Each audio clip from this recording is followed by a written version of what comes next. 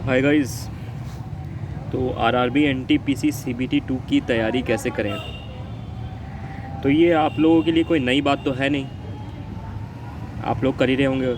तैयारी तो आप लोग कर ही रहे होंगे, और ना ही ये पहली वीडियो होगी जो कि आप इस विषय में ये देख रहे होंगे कि हाँ सीबीटी 2 की तैयारी कैसे करी जाए।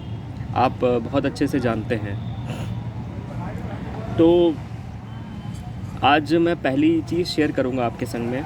दैट फर्स्ट टिप ये होने वाली है मॉक टेस्ट के बारे में। तो मॉक टेस्ट को कैसे अटेम्प्ट करना है। देखिए, मॉक टेस्ट किसी भी प्रिपरेशन में एक बहुत महत्वपूर्ण भूमिका निभाते हैं, और इससे ही हमें जज हो पाता है कि हम कितने पानी में हैं। तो आप सभी लोगों के पास कोई ना कोई टेस्ट सीरीज़ तो होगी, और आप लोगों ने बहुत सारे मॉक टेस्ट भी दे दिए होंगे अब तक। तो आप सभी लोगों ने कुछ ना कुछ अपना एक तरीका बनाया होगा कि हाँ, हमें मॉक टेस्ट कैसे अटेम्प्ट करते हैं। इतने सारे मॉक टेस्ट देने के बाद एक आइडिया लग जाता है कि मॉक टेस्ट को अटेम्प्ट करने में या टेस्ट को अटेम्प्ट करने में हमारी स्ट्रैटेजी क्या हो रही है।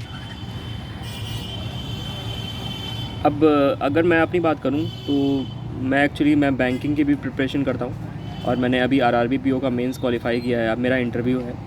तो मेरी स्पीड जो है ना वो बहुत अच्छी तो नहीं है, लेकिन फिर भी अच्छी है। It is good. तो मैं एक बार में ही टेस्ट खोलता हूँ, एक बार में ही पूरा का टेस्ट अटेम्प्ट कर देता हूँ। और सीबीटी 1 में भी मैंने यही किया था। क्वेश्चन नंबर 1 से लेकर क्वेश्चन नंबर 100 तक एक फ़्लो में गया था, और लगभग 1.5 घंटे से पहले ही मेरा क्वेश्चन पेपर पूरा सॉल्व हो गया था। तो लेकिन ज़रूरी नहीं है मेरे साथ ऐसा है तो सभी के संग ऐसा हो। सबका अपना अपना तरीका है। देखो, जिनका अभी तक कोई तरीका नहीं डेवलप हो पाया है, सबसे पहले तो वो अपना तरीका डेवलप करें। तरीका कैसे डेवलप करें? आप एक हफ़्ता दे दो। एक हफ़्ते में आप दिन के 2 या 3 मॉक टेस्ट दो। ठीक है, आप एक हफ़्ते में 15 मॉक टेस्ट दे डालो। अभी 15 मॉक टेस्ट में आपको ये समझ में आ जाएगा कि आपका टेस्ट को अटेम्प्ट करने का तरीका क्या है। जब तरीका पकड़ में आ जाएगा, उसके बाद उसके ऊपर आपको डेवलप करना है। और एक चीज़ और कहना चाहूँगा, ये तो आप करिए ही। जैसे जो मॉक टेस्ट होता है ना, उसके बाद जो उसकी एनालिसिस होती है, ये बहुत ज़रूरी है।